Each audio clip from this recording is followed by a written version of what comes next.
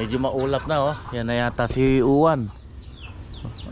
Hindi naman muulan, ano pa lang. Yan maulap. Hindi naman yung haring araw eh. Yung mga bibi natin, ayan, pipito na lang. Pabawas naman pabawas. Ang bihira. May matitira pa kaya sa mga ito? Kahapon 8 yan, nabawasan na naman isa. Hindi naman namin nakita yung ano, yung bangkay. Saan kaya? Hindi kaya may kumakain. Wala naman oh. Dito ba? Yan oh, bagong pisa na naman yan. Mga sisiw na yan. Ayun, nagdinimlim dito. 8 yata yan. Hindi na namin kinulong. Pinalpas na lang namin. Yan dito, namisa na rin. Kaso iisa namatay din. Nalunod kahapon dito sa tubigan. Ang bihira.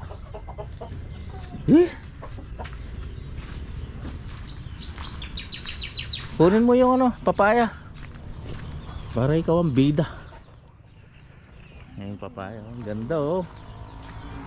Hinog na, hinog na. Yan ah.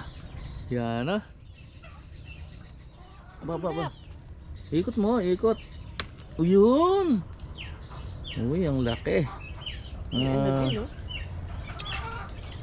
araw pa, pwede na yan. Pinitas na namin, baka abutin pa ni Uwan eh. Maunahan tayo. Bigat pa naman eh, matutumba yun.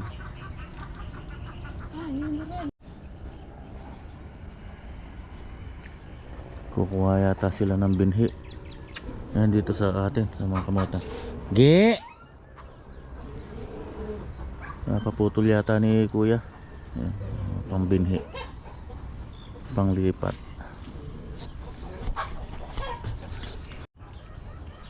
Yan, mamamalengke muna kami para may ano, may stock tayo para sa pagdating ng bagyo. Mamaya ako natatanggalin itong lona na to. Hindi pwedeng hindi tanggalin. Diyos ko po, lakas ng hangin. Signal number 5. Tapos yung mga nakahapay na mga kawayan na to, tatanggalin ko na rin. Panigurado yan, hahampas yan sa bubong natin.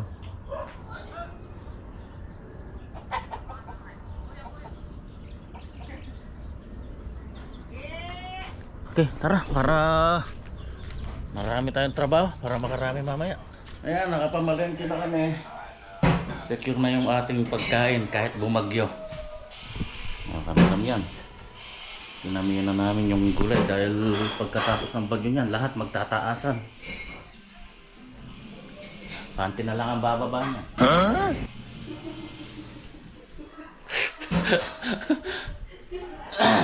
Lahat mataas na. Hindi nakapag-ayos na ng konti.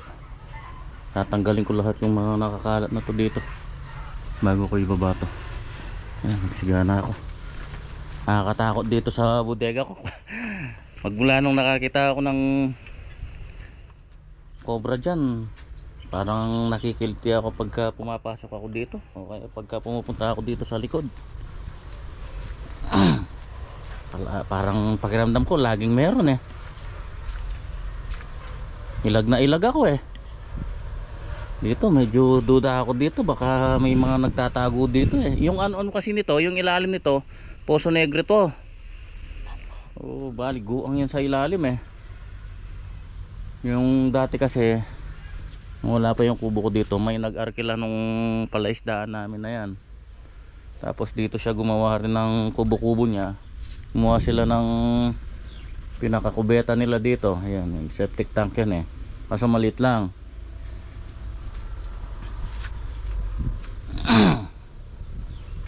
Tapos yan, diyan ko tinambak yung mga kahoy-kahoy na yan. Yan sa mga pinato ko dyan sa dalawang gulong na yan.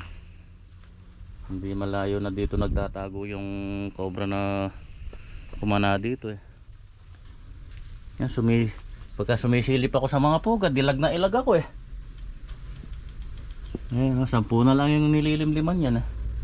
Dito siya oh, pagkadungaw kong ganyan, nandito.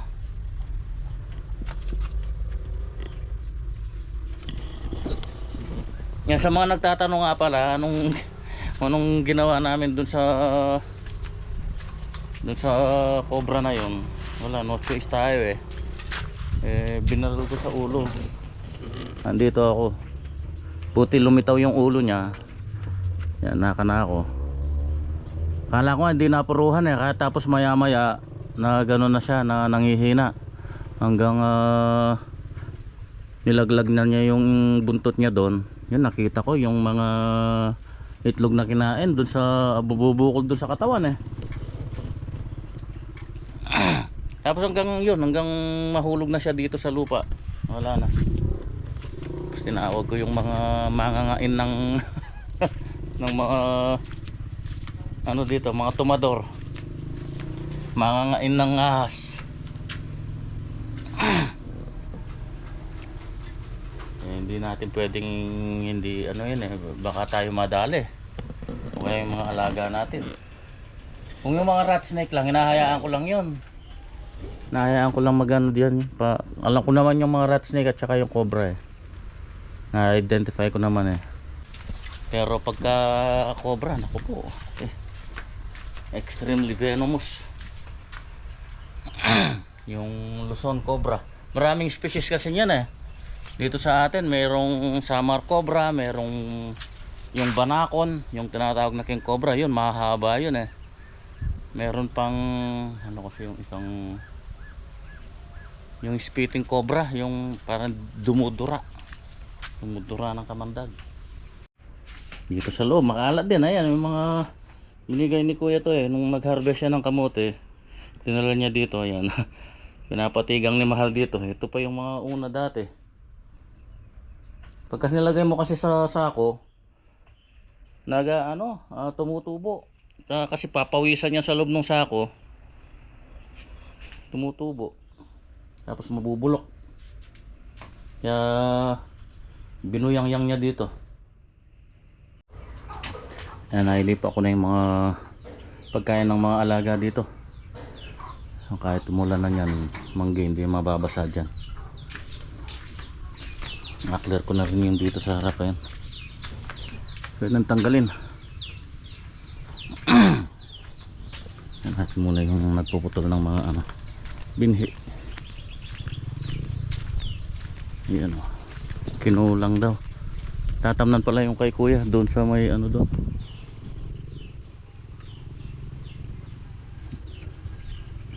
Lilipat sila. Tingnan nga natin kung may laman.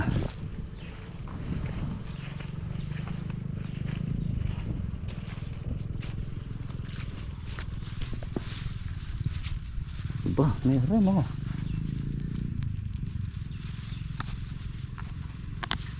ba, pwede na. Not bad. Isa lang yata. Good na to. Tabiyak yung lupa, may laman yan.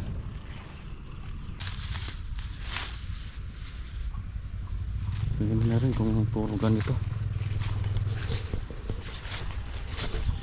Okay, pwede na. Maya ako natanggalin. Lalambot ako. Gutom ako. Saglit lang naman babato pero medyo malilim pa. Nakakain na rin. Pinatanggal din ni kuya yung dito, yung avocado. Pina-chainsaw niya kanina. Yan ang maliwanag delikado baka masapul ng malakas na hangin. Kaya pa chainsaw na Hali. Hali. Paggagahong kubo. Pinatanggal din kasi dito sa may kapitbahay namin. Avocado rin malaki. Pinasabay na ni kuya. Yan lumiwanag. Lumuwag. Naghahanda yung mga tao sa kan. Oh. Wala na tayong avocado niyan. Wala, paborito mo pa naman yan, Abogado. Abogado? Abogago. Abogado. Paborito mo yan, di ba? Wala tayong avocado niyan. Meron ako dun sa kubo, kaso matagal pa. Maliit pa lang, ganyan pa lang Maliit pa lang, di pa namumunga. Why? Ayan, natanggal ko na. Ayan, liwanag na. Nandun na sa loob. Tinupi ko muna. Bigat. Ayan. So itong ano naman muna yung ano gawin ko. Ito. Bahagya na lang to eh. Kung naalala nyo, yung tinanggal ko na kahoy dito na kinain ng anay, dito ito nakakapit. Tingnan nyo naman oh. Oh. Kailangan malagyan ng tawag sa amin bagting eh. Lagyan natin ang tatalian natin dito. Dili pa rin.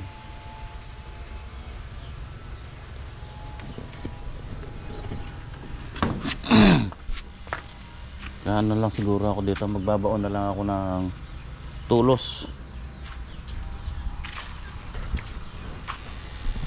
Mga kumukuha ng binhi, hindi pa tapos. Nailipat na namin ni Mahal yung ano, yung mga bibe. Nandun na sa kulong malaki.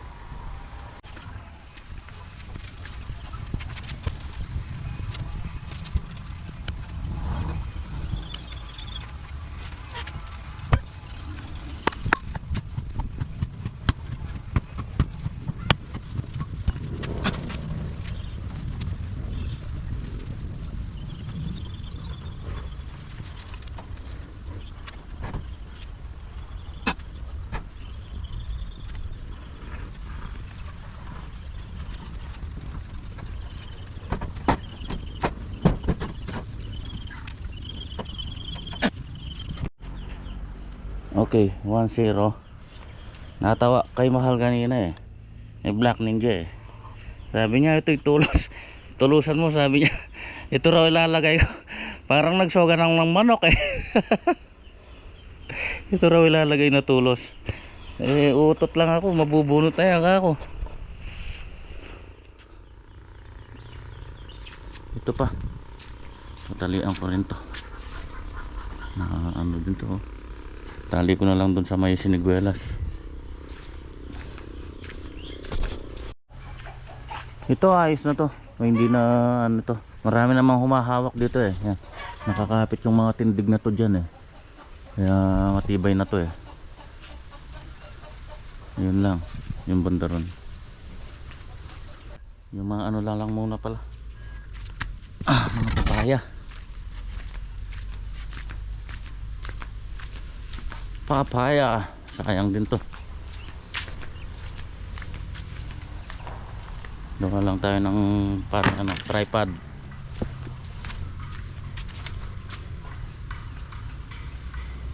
Kaya maganda. Yung hindi tatamaan yung mga bunga. Dito lang siguro sa bandang baba. Tapos bawasan ko yung mga dahon. Ayan. Ayos na yung mga papaya. Matag na yan, no? Yung isa na lang nilagay ko. Kaso nakabaon yan. Malalim.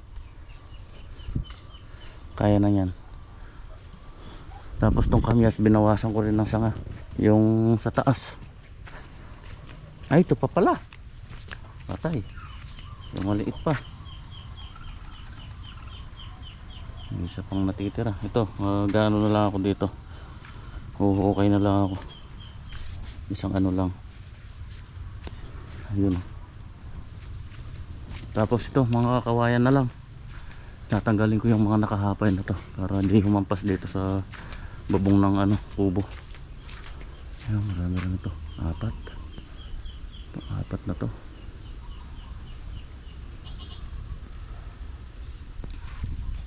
Talian ko na lang sana eh. Kaso wala nang lubid.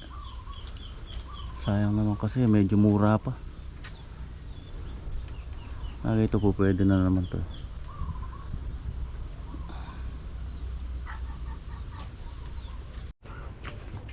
Ito hindi ko na ano to. Gigibain ko na naman to eh. Kung gigibain ng bagyo, hindi wala. Kaya ito maliit lang naman yan eh. Ito mababa lang naman. Dali na naman to. Yan, dali na. Dito ko na lang muna tinambak yung pinagsangalan. Pagka natanggal yung mga kamote, yan ko na lang sisigain sa labas.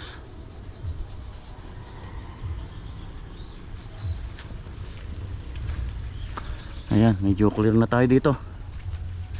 Ito, ayan ko na lang to. Malayo na naman yan sa bahay kubo. Ayan na, yung nilagay. Pwede pang magamit yan. Medyo malabsa kasi yung isang puno na yun ng ano. Meron talaga sa mga kawayan na malabsa. Manipis pati yung ano, yung katawan niya. Dami na lang naputol ah. 2, 4, 6, 8, 10, 12, 14, 15 na bigkis. Nagtutudling na yata sila kuya dun eh. Baka bukas pa. May tanim dapat bukas yan dahil aabutin pa sila ng bagyo. Bakit sagd lang nila yan? Ang dami nila eh.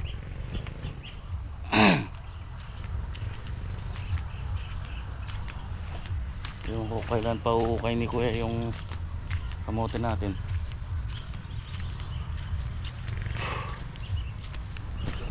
Tumablaman lang. Mas maganda kung kumita. Itong scaffolding di ko natatanggalin dahil babalik pa rin naman natin yung tolda pagka walang bagyo. Ganda rin kasi yung may ano dito, malilim.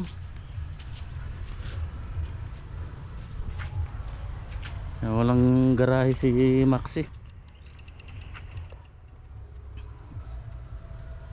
Lambot ako.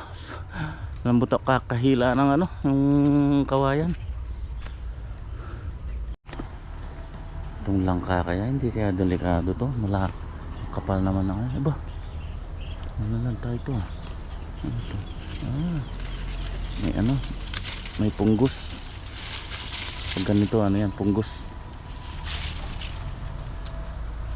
May punggos yung sanga.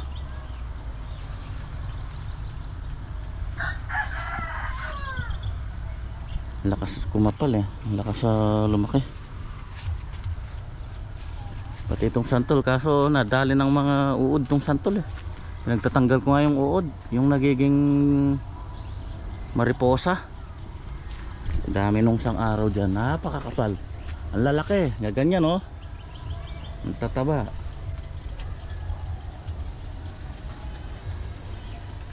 Nakakatakot eh. Pinaghahampas ko ng ano, ng stick na yan oh.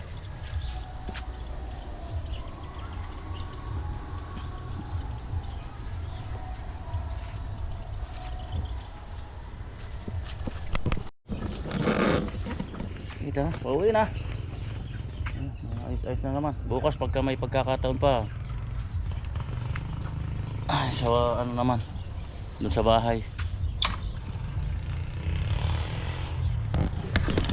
Okay, let's go.